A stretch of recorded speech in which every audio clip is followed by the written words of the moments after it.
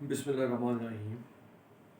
ایک دفعہ پھر میں ایک آپ کے لیے بہت ہی وظیفہ، اچھا وظیفہ، پاورفل وظیفہ لے کے آؤں جس سے آپ کی زندگی ہی بدل جائے گی. سیدھا بتا رہا ہوں. اس سے پہلے پھر وہی دعائیں کروں گا، اللہ تعالیٰ اس رمضان کے مہینے میں برکت ڈالے، آپ کی سارے مشکلات، آپ کے مسئلے مسائل حل کرے، ہر بیماری سے بتائے، ہر قسم کی خوشی نصیب فرمائے اور کبھی کسی کا محتاج بھی نہ کرے. اب یہ جو وظیفہ ہے ایسا ہے جو جب یہ پڑھتے ہیں نا آپ اور اللہ تعالیٰ اس کو سنتے ہیں تو وہ آپ کی ساری حاجات جو بھی آپ کو ہوتی ہیں فوراً سے پہلے پوری کر دیتے ہیں. اور یہ جو وظیفہ ہے اس سے ہمارے رسول بھی راضی ہوئے ہیں. وہ بعد میں کہوں گا کیسے. اب یہ وظیفہ کیا ہے؟ یہ ایک صورت ہے، وہ بھی بتاؤں گا کیا ہے. جب یہ آپ کے لیے بڑی اچھی بات ہے سننے کی ہوگی کہ جب یہ صورت حضور صلی اللہ علیہ وسلم پہ اس وقت نازل ہوئی جب آپ بڑی پریشانی کی حالت میں بیٹھے ہوئے تھے. تو جب اللہ تعالیٰ نے اپنے رسول اپنے محبوب کو دیکھا کہ یہ پریشانی کی حالت میں بیٹھا ہوا ہے تو فوراً اس ایک صورت آپ کی پریشانی ختم کر لیے، فوراً ایک صورت نازل کی جس کو کہتے ہیں سورہ کوثر. ٹھیک ہو گیا؟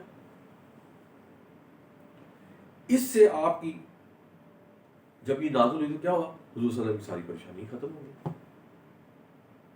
اس لیے اس کی اہمیت بہت زیادہ ہے. میں نے کہا تھا کہ زندگی بدل دے گی.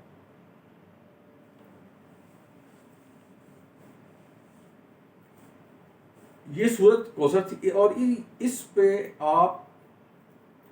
یہ آپ کی ہر پریشانی کو میں نے کہا ختم کر دے گی، خوشیوں سے مالا مال کر دے گی. کیونکہ آپ جو بتائیں جو آپ رسول صلی اللہ علیہ وسلم نے جو چیز رسول پہ نازل ہوئی اور انہوں نے اس کو ان سے ان کے مسئلے بھی پریشانی ختم ہوئی.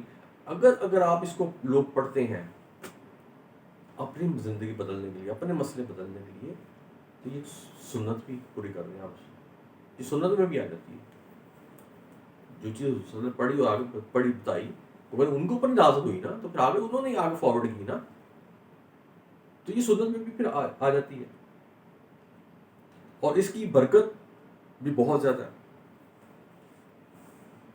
اور پھر میں آپ کو بار بار ایک چیز ہمیشہ کہتا ہوں کہ جب آپ کو کوئی وظیفہ بتایا جاتا ہے نا یا کوئی ویڈیو اپلوڈ کی جاتی ہے تو اس کو پراپر مکمل دیکھا کریں تاکہ آپ کو بیچ میں سے شاید کوئی نہ کوئی اچھی چیز مل ہی جائے. قرآن پاک کی تو ہر چیز ہی سونے پہ سہاگا ہوتی ہے، لیکن میں ایک ویسے آپ کو بات کر رہا ہوں.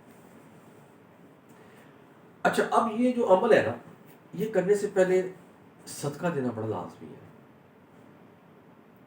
آپ کو پتہ ہے روزانہ جو بھی صدقہ دیتے ہیں اس کا 10 گنا ثواب ملتا ہے، لیکن رمضان کے مہینے میں اگر آپ ایسے کو کام کرتے ہیں تو آپ کو 70 گنا زیادہ ثواب ملتا ہے. اب صدقہ کچھ بھی ہو سکتا ہے. 10 روپے دے دیں، نہیں پیسے گھر میں سے تھوڑا سا کوئی راشن کو چیز اٹھا لیں، وہ جانور کو ڈال دیں. بعض کا دیکھا گیا ہے، کچھ خواتین کو دیکھا گیا ہے کہ وہ شکر لیتی ہیں، اس میں ایک دو چیزیں مکس کرتی ہیں، وہ جا کے ویران جگہ پہ ڈال آتی ہیں جہاں کیڑے مکوڑے ان کو کھا لیتے ہیں. وہ بھی آپ کا صدقہ ہے. اور بعض لوگ کیا کرتے ہیں رمضان کے مہینے میں لوگوں کو، ایسے لوگ جو روزہ تو رکھنا چاہتے ہیں اور رکھتے بھی ہیں لیکن پیٹ بھر کے نہیں کھائے کو کوئی وسائل نہیں ان کے پاس، تو آپ ان لوگوں کو یہ جو ہے کہتے ہیں راشن بھی ڈال کے دے سکتے ہیں. اس کے بعد کوئی ایسے لوگ ہوتے ہیں جو روزہ بھی رکھتے بھی ہیں، شاید 8 پیرا رکھتے ہوں، جن کو ہم کہتے ہیں وائٹ کالر پرسن، کہ جو کبھی کسی سے مانگیں گے نہیں. اگر کوئی اپنی مرضی سے کوئی چیز دیا تھا ویل اینڈ گڈ، مانگیں گے نہیں، جس کو ہم وائٹ کالر کہتے ہیں. تو یہ بھی آپ کر سکتے ہیں.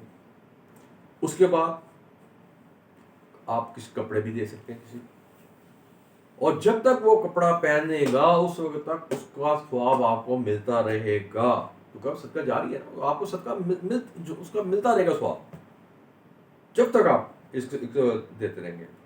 اور صدقے کا ایک اور فائدہ بھی ہے، تو اس دنیا میں بھی فائدہ ہے، آخرت میں بھی اس کا فائدہ ہے. جب بندہ اس دنیا سے رخصت ہوتا ہے نا، اور جب وہ اوپر جا کے اپنے یہ جو صدقہ ہوتا ہے اس کے ثواب دیکھتا ہے نا، تو اس کی خواہش پیدا ہوتی ہے کہ میں دوبارہ دنیا میں واپس چلا جاؤں اور اپنی جتنی جائیداد ہے، جتنی دولت ہے، ساری صدقہ کر دوں. اس سے صاحب لوگ آئے کہ صدقہ کا کتنا ثواب ہے. حضرت جبرائیل دعا کر رہے تھے کہ وہ بدبخت بندہ ہے جو رمضان کے مہینوں میں بھی اپنے جو گناہ ہیں وہ اللہ تعالیٰ سے نہیں بخشواتا.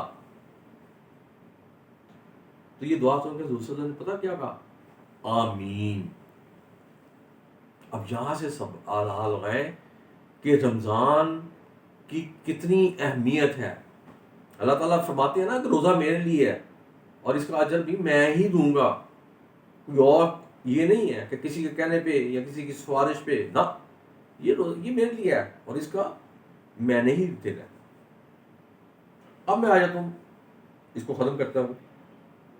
اس کے لیے ہوتا ہے کہ آپ اپنے ہاتھ سیدھا، ہاتھ الٹا سیدھا بلکہ سیدھا ہی ہاتھ اپنے سر پہ رکھ لیں. 3 دفعہ آپ نے پڑھنا ہے درود ابراہیم. اس کے بعد آپ نے 37 یعنی کہ 37 مرتبہ پڑھنی ہے سورۃ الکوثر، اور اس کے بعد اس کے اوپر سے پھر 3 دفعہ آپ نے درود ابراہیم پڑھ لینا ہے. اور اس کے بعد اللہ تعالیٰ سے جو آپ کی حاجات ہیں، جو آپ کی خواہشات ہیں، وہ آپ نے ساری ان سے دعائیں مانگنی ہیں. اور ساتھ یہ بھی کہنا ہے کہ جیسے آپ نے اپنے محبوب کی پریشانی کو دور کرنے کے لیے سورج نازل کر دی تھی نا، براہ مہربانی ہم پہ بھی شفقت کریں اور ہماری بھی ساری پریشانیاں ختم کریں. اور جب میں کہتا تھا جب راشن کا میں کہہ رہا تھا، ہماری جو ضروری بیٹھک ہے نا، یہ بھی کچھ سالوں سے بہت زیادہ راشن ڈیوائیڈ کر رہی تھی. اس میں خاتون ان کی بھی بڑی ہمیں امداد ملتی تھی، لیکن اس دفعہ اس خاتون سے ہمارا رابطہ نہیں ہو سکا. شاید وہ ہے پاکستان میں ہے یا باہر ہے. تو پھر ہمارے جتنے وسائل تھے نا، بس ہم نے پھر اسی کے مطابق ہی جتنا ہم دے سکے ہیں، جو ہم کر سکتے ہیں وہ ہم نے کیا. سیدھی بات ہے، کیونکہ یہ ایک بندہ نہیں کر سکتا، یہ کچھ بندوں کو مل کے کرنا پڑتا ہے. تو یہ میں آپ کو بتا رہا تھا وظیفہ. اب میں آپ سے یہ درد کروں گا کہ آپ کو میں نے اتنی باتیں بتائی ہیں، اتنے ریفرنس بھی بتائے ہیں، اس لیے میں یہ خواہش ظاہر کروں گا کہ آپ میں سے ہر بندہ اس وظیفہ سے فائدہ اٹھائے، خود بھی اٹھائے، آگے بھی شیئر کرے، اپنے دوستوں یا بلائے، اور جو آگے اس سے کوئی اپنی پرابلم شیئر کرتا ہے بے شک اس کو کہہ دے کہ یار ٹھیک ہے، یہ میں تجھے وظیفہ بتا رہا ہوں، لیکن ایک حضوری چینل ہے، اس میں چھوٹے چھوٹے بھی لکھے ہوئے ہیں وظیفے، اگر تو چاہے تو وہ پڑھ لے. کیونکہ ہر یہ نہیں ہے کہ اب ایک چیز کے لیے جیسے اولاد ہے یا رزق ہے، اللہ تعالیٰ کے جتنے نام ہیں سارے بابرکت نام ہیں. یا آپ دودھ دیکھ لیں، یا اور دیکھ لیں، یا یوں دیکھ لیں، کچھ بھی دیکھ لیں.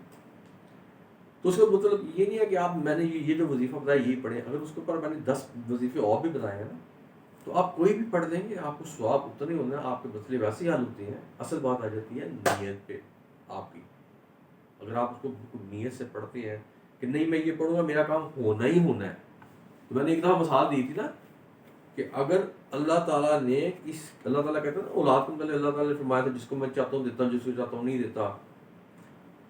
اگر وہ جس کو چاہتا نا میں جس کو چاہتا ہوں نہیں دیتا، لیکن صاحب وہ دوسرے سے یہ کرتے ہیں کہ اگر جب وہ دیکھتے ہیں نا کہ ایک بندہ کا ایمان بڑا پختہ ہے، وہ کہتا نہیں مجھے تو اللہ تعالیٰ نے نہیں دینا ہر حالت میں، جو مرضی ہو جائے، تو اللہ تعالیٰ اس کی قسمت بدل دیتے ہیں اور اس کو ناصر نعمت سے نواز دیتے ہیں. دعا سے پتہ نا کہتے ہیں دعا سے تقدیریں بدل جاتی ہیں، تو یہ اس کیٹیگری میں فال کرتا ہے. اس لیے میں آپ سے کہوں گا کہ یہ جو آپ کو میں نے آج یہ چیز بتائی ہے، یہ جو وظیفہ بتایا ہے، اس کو آپ کریں. اور یہ تو میں نے جمعرات کا کہا، لیکن جو وظیفہ آپ بتایا کرتا ہے نا اس قسم کا جو بڑا ہی پاورفل وظیفہ ہوتا ہے، جس کے نتائج بھی پاور ہوتے ہیں، اس کو جمعرات اور جمعہ 2 دن ہی کر لینا چاہیے. باقی دن بے شک کر سکتا ہے، لیکن جمعرات جمعہ لازمی کرنا چاہیے. میں پھر اپنے بڑے بزرگوں کی باتوں پہ آ رہا ہوں. اور جو لوگ کہتے ہیں نا جی مقدر نہیں بدلتے، بعض لوگ کہتے ہیں وہ کیوں کہتے ہیں مایوس ہو جاتے ہیں. تو ان کو آپ اگر آپ کے سامنے کوئی یہ بات کہے اور نہیں آپ مقدر کہاں بنتے ہیں، جو مقدر اللہ تعالیٰ نے لکھ دی ہے، نہیں ان کو کہ آپ ایک دفعہ یہ وظیفہ کر کے تو دیکھیں بھائی یہ وہ چیز ہے جس نے ہمارے نبی کی پریشانیاں ختم کر دی تھیں، تو آپ کی پریشانی تو معمولی سے نہ ہونے کے برابر ہے، وہ تو اللہ تعالیٰ کے ایک سیکنڈ کا کام ہے۔